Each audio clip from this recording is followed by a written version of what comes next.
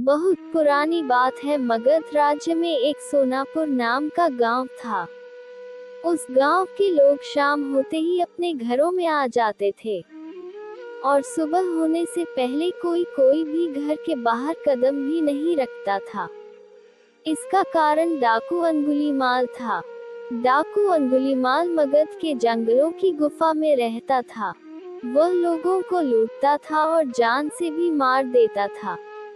लोगों को डराने के लिए वह जिसे भी मारता उसकी एक उंगली काट लेता और उन उंगलियों की माला बनाकर पहनता।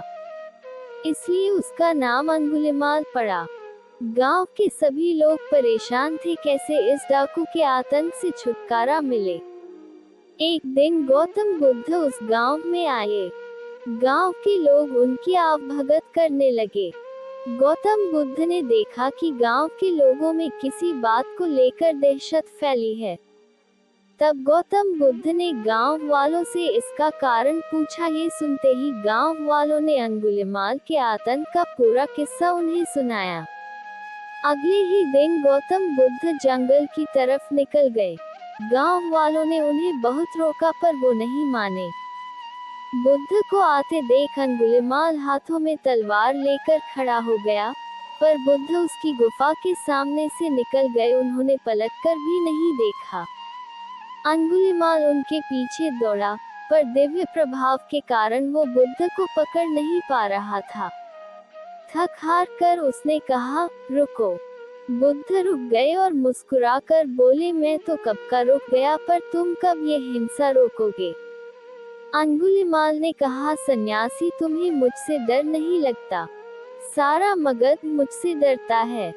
तुम्हारे पास जो भी माल है निकाल दो, वरना जान से हाथ धो बैठोगे। मैं इस राज्य का सबसे शक्तिशाली व्यक्ति हूँ। बुद्ध जरा भी नहीं घबराए और बोले, मैं ये कैसे मान लूं कि तुम ही इस राज्य के सबसे शक्तिशाली इंसान हो? तुम्हें ये साबित करके दिखाना होगा। अंगुलीमाल बोला, बताओ कैसे साबित करना होगा? बुद्ध ने कहा, तुम उस पेड़ से 10 पत्तियां तोड़ कर लाओ। अंगुलीमाल ने कहा, बस इतनी सी बात, मैं तो पूरा पेड़ उखाड़ सकता हूँ। अंगुलीमाल ने 10 पत्तियां तोड़कर ला दी। बुद्ध ने कहा, अब इन पत्तियों को वापस पेड़ पर जाकर लगा दो। अंगुलीमाल ने हैरान होकर कहा, टूटे हुए पत्ते कहीं वापस लगते हैं क्या?